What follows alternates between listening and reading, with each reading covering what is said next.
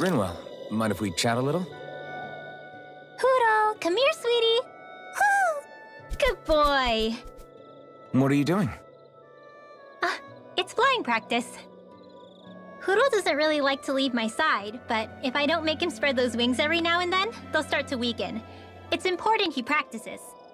Also, I'm pretty sure he put on some extra weight. Oh. Probably because everyone keeps sneaking him snacks when you're not looking. I knew it! I thought there was something fishy going on. Oh, it's really not good for birds to be overweight, you know? Oh, really? I'm sorry, Rinwell. You were feeding him too? You haven't been giving him anything he can't eat, have you? I'm pretty sure everything I've given him has been okay. Just to be sure, though, why don't you tell me what he can't eat? Huh? Oh, yeah. Is something the matter? No, not at all. It's just, for a really long time, Poodle was the only friend I had.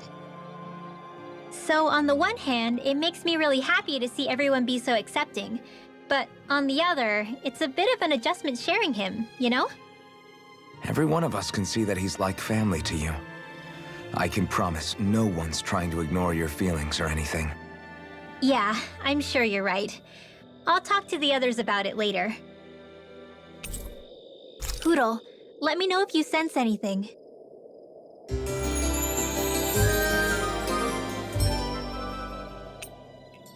Rinwell, mind if we chat a little? I noticed you haven't been training Hoodle lately. Is he doing okay? Yeah, he's fine. He's been catching fish with Kisara, and he seems to be adjusting his diet on his own, so I'm not as worried as before. Maybe that's his way of pitching in, so you don't have to do everything for him. Yeah, maybe. I guess at some point he started taking a shine to everyone too, just like they did to him. You sound like you're okay with that. Yeah, more than okay, really. It feels natural having Hoodle and everyone around. I know what you mean.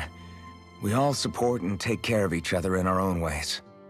It's starting to feel like we're almost a family. Huh, I hadn't thought of it like that. So does that make you everybody's dad? Do I really look that old to you? Huh? You don't like that?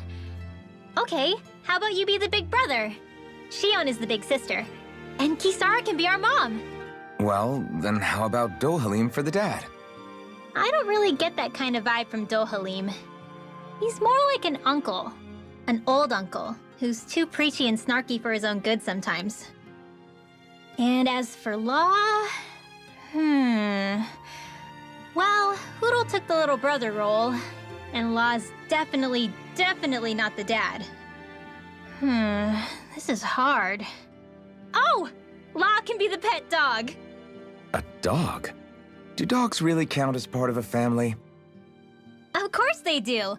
If an owl can be part of our family, so can a dog. When you think about it like that, we have a pretty fun family. Yeah, a pretty big one as well. That's why I like it so much. I wish we didn't have to do anything dangerous. I just want to keep traveling the world with you guys the way we are right now. You okay? Oh, it's nothing. Actually, I think I'm gonna go practice with Hoodle for a bit. Hoodle, let me know if you sense anything. Rinwell, mind if we chat a little?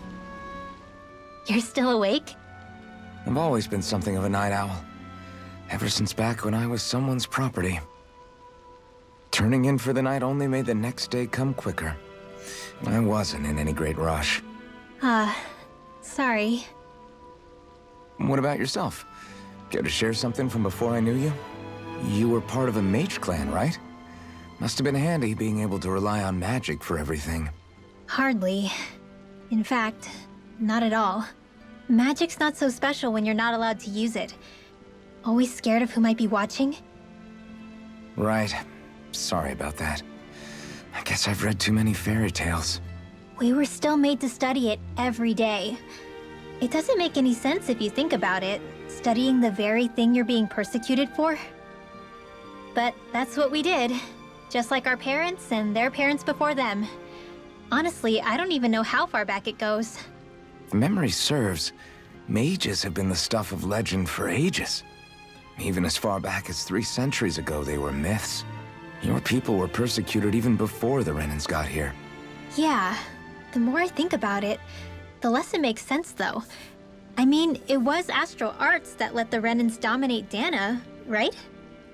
Why didn't mages end up being the rulers of Dana then? Maybe they tried, but they just didn't have the numbers. Or maybe domination just wasn't something they were interested in. Have you ever considered it might have been something like that? I guess I haven't. I wonder why magic alone attracted the attention it did. Swords can be just as lethal in the right hands. Why not ban them? My best guess? Swordsmanship can be learned by anyone. Magic's more of an exclusive club. So, you either have the gift or you don't. When something's not easily obtainable, it's hard to comprehend. People are scared of what they don't understand. And fear leads to persecution. So the problem's not magic. It could just as easily have been anything. Yeah. Night, everyone!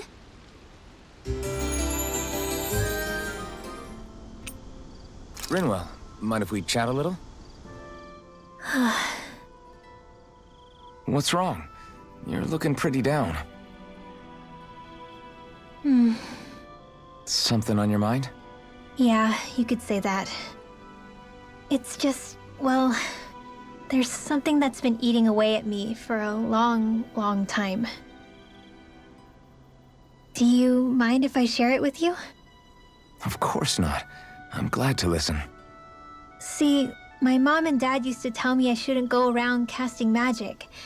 But there was one time I did, behind their backs. And when I did, Almadria showed up. Huh? I hated Almadria for destroying everything I loved. But what I hated most was myself. For breaking my promise to my parents. Even though I swore I'd get revenge, there was always this nagging part of me that wondered if I even had any right to do so. Rinwell, it was Almadria who killed your family. Don't torment yourself over one mistake. How can you say that when my mother and father died because of me? This may not comfort you much, but I'll say it anyway. I have a feeling your parents always knew something like that might happen. What do you mean? There was always a chance that someday, someone was going to find you and your family. But even knowing the risks, they still taught you magic. And there are 2 reasons I can think of for that. First, your talent. Second, they were hedging their bets. Huh? On what? On you, Rinwell. On how you turn out when you grew up. Sure, learning magic may invite danger, but it would have been even more dangerous to live in hiding without being able to defend yourself. They knew what they were getting themselves into when they taught you magic. And I think they did it because of how much they loved you. Because my mother and father loved me. Sorry, I know I shouldn't be putting words into your parents' mouths. No, it's okay. I used to think I would have been better off if I never knew how to use magic. And if I'm really honest with myself, sometimes I still think that. But after traveling around with all of you guys, I've learned that there are things I can do with magic. That there's a point to it after all. So I'm going to keep trying. I'm gonna try and accept it as part of who I am. I want to use it to protect my friends. To protect the future of Dana. Do you think that's selfish of me? Not at all. I wouldn't want it any other way with you, Rinwell. Poodle, let me know if you sense anything. Rinwell, mind if we chat a little? I'm surprised to see you up reading so late. What have you got there? Oh, it's a book about magic. I was hoping I'd reach the end of this chapter before I went to bed. I'm impressed you can read all that tiny text without drifting off. It's easy. Honestly, the subject is so interesting, it keeps me wide awake. Although I have to admit, the more I read this book, the more I realize just how much I still have to learn. I hate not knowing it all, so it pushes me to keep learning as much as I can so I can be a real expert. So that's why you're studying by the campfire every night, huh? You've really changed, Rinwell. Really? I don't feel like it. Remember how you used to be when we first met in Calaglia? Sure, but that's because I was still hiding a lot from you guys. Am I really all that different aside from that? Definitely. It's the difference between a rock and the sun. Are you saying I used to be like a rock? That's not something you should use to describe a girl, Alphen. My bad. But the comparison is still apt. You used to not be open with us about your magic at all. And now look at you.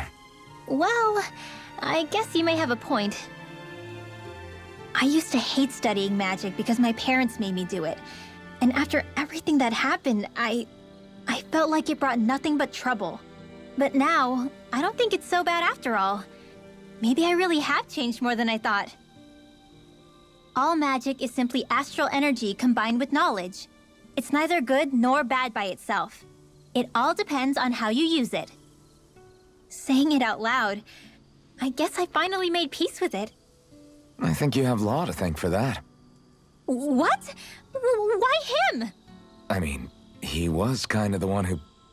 Nope, he's got nothing to do with it. None. Zilch. Nada. Nothing. If Law heard that, he'd be pretty bummed, you know. You're crazy. I don't see why he would be. Are you saying you rather he wouldn't be? I'd say the fact you can get so worked up about things now is another sign you've changed. Sounds like someone wants me to put on a little magic show. All right, all right. I'll take my leave before I say anything else that might get me into trouble. Just make sure you aren't staying up too late, okay? Ugh, I'm not a little kid anymore. Yeesh. Though actually, it felt kind of nice hearing that. I wonder why. Ooh.